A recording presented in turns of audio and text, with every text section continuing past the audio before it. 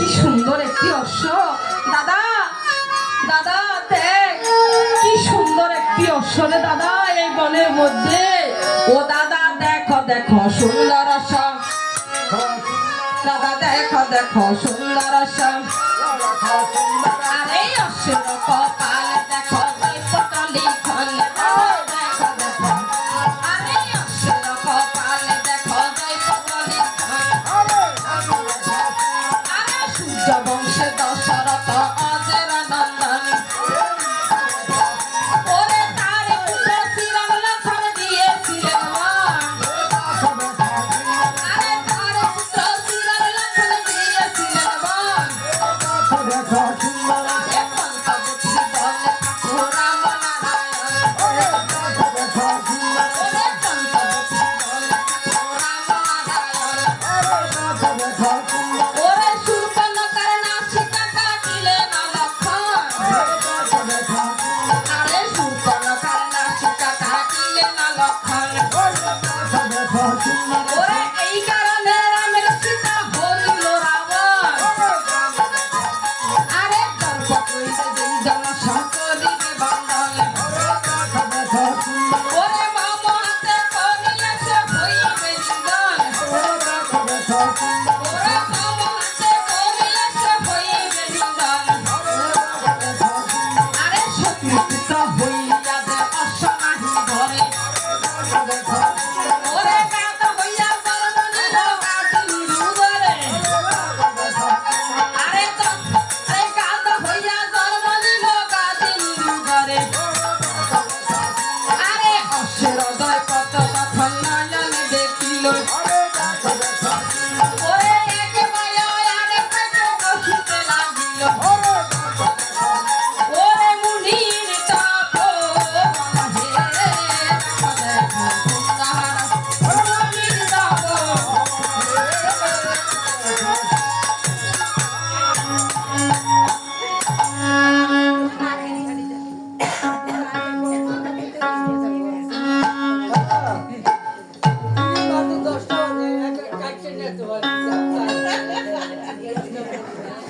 ওরে কাটাকাটি আমাদের তো কাছে অত নাই। ওরে দাসুরি নিয়ে আমরা আসরে আসি নাই। আরে দাসুরি নিয়ে আমরা আসরে আসি নাই। আরে দিয়া কাটিব বলেন দর্শক সবাই। ওরে কাটার মতো আমাদের কাছে সরল জানা নাই।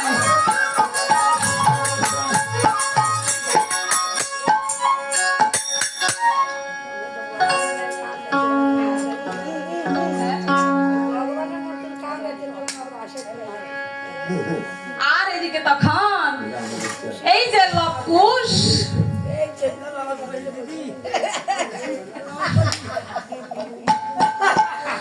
আর এদিকে লবকুশ তখন কি কার্য করলেন, এক ভাই আরেক ভাইকে কহিতে লাগলেন দাদা রে আমরা এই বিকট অশ্ব কেমন করে আমরা বন্ধন করবো। দাদা রে মা তো আসার সময় আমাদেরকে বলেছিল, মাই আমাদেরকে বলেছিল আসার সময় বাবা রে তোমরা যদি কোনো বিপদে পড়ে থাকো এই দুঃখিনীকে তোমরা স্মরণ করিও। তোমরা এই দুঃখিনীকে মা স্মরণ করিও, তোমাদের সকল বিপদ থেকে তোমরা পরিত্রাণ পাবে। আর এদিকে সবাই ওনারা যদি চলে যায় তারপরে আমরা কার কাছে কীর্তন পরিবেশন করবো।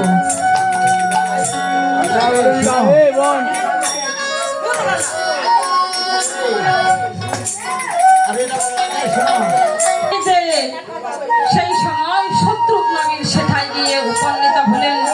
আর শত্রুঘ্ন নবীর এই লবকুশ দেখলেন এই যে গাছতলায় শুয়ে আছেন। আর লবকুশের কাছে গিয়ে তখন দেখলেন যে অশ্বটা সেইখানে বন্ধন হইয়া আছে। আর শত্রুঘ্ন নবীর সেটাই গিয়ে তখন উপনীত হলেন। কি এই দুটি বালক এইখানে গাছতলায় শুয়ে আছে, কোন মায়ে কে জানি এই দুইজন শিশু জন্ম নিয়েছে, সেই মা জানি কত শত পুণ্য সে করিয়াছে পূর্বে, এমন ভাগ্যের গুণে মা এই দুটি বালককে পেয়েছে। এই মন দুটি সন্তানকে পেয়ে বনের মধ্যে ফেলে রেখে গেছে। জন্ম দিলেও মা হয় না, বাবা হয় না, জন্মের কর্ম করিতে হয়। জন্ম দিলে কর্ম না করিলে বাবা মা হওয়া যায় না। তারা শুধু জন্মদাতা আর জন্ম ধাত্রী মা হয়, কিন্তু মা হয় না। এমন সন্তান আছে এক মায়ের ঘরে জন্ম নিয়ে কি হয়, আরেক মায়ের ঘরে পালিত হইয়া সেই মা ওই জন্ম দেওয়া মায়ের চেয়ে সে বেশি করে থাকে।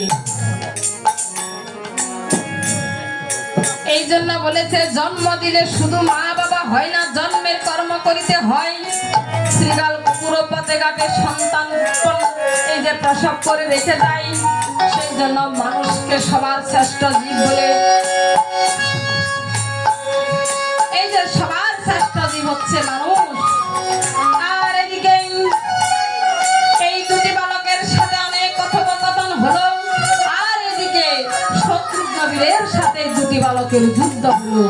আর সেখানে যুদ্ধে এই দুটি বালকের হাতে শত্রুঘ্ন বীর নিধন হলো।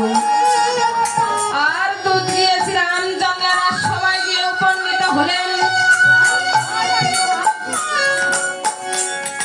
দুধ গিয়ে শ্রীরামচন্দ্রের সবাই যখন উপনীত হলেন, দুধকে দেখে শ্রীরামচন্দ্র কহিতে লাগলেন, হে শ্রীরাম, ওরে দুধ শুনো দিয়ে মন রণের সংবাদ বল বাসায় আমার জোড়া জীবন। ওগো মহারাজ, মঙ্গল বলবো কি, শত্রুঘ্ন বীর ছেড়ে গেল অযোধ্যায় নন্দী। ওরে ভাইয়ের কথা শুনে রাম ওরা কাঁদিতে লাগিল।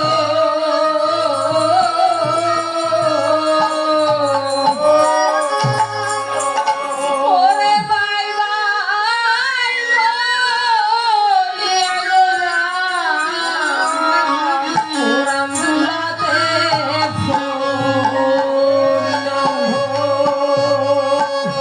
আর শ্রীরামচন্দ্র তখন এই ভাই ভাই বলে কাঁদিতে লাগলেন। আর পুরোগুরু বশিষ্ঠ মুনি তখন এসে তাকে কহিতে লাগলেন, হে শ্রীরামচন্দ্র,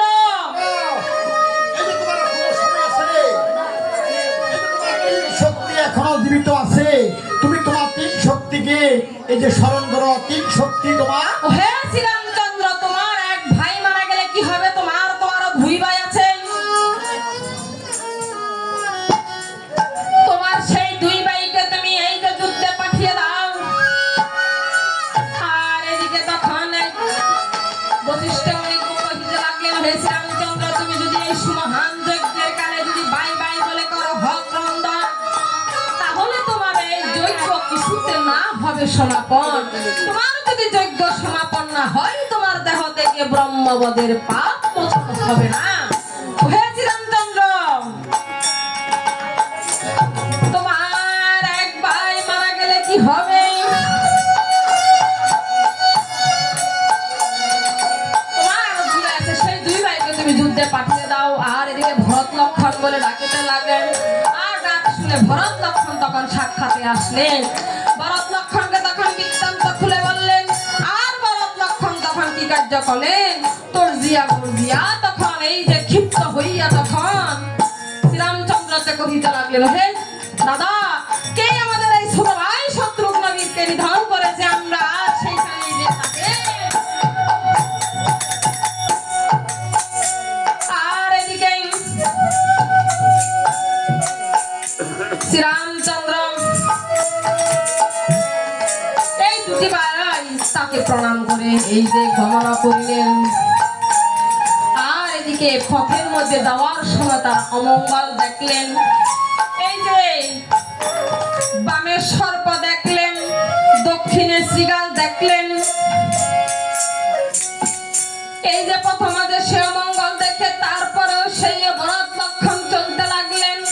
আবার আরো কিছু দূর যখন গেলেন, দেখলেন এক রাখালি আর ছেলে যাচ্ছে, তার মা যেও না বলে তাকে ডাকছে। সেই অমঙ্গল দেখলেন। আরো কিছু দূর যখন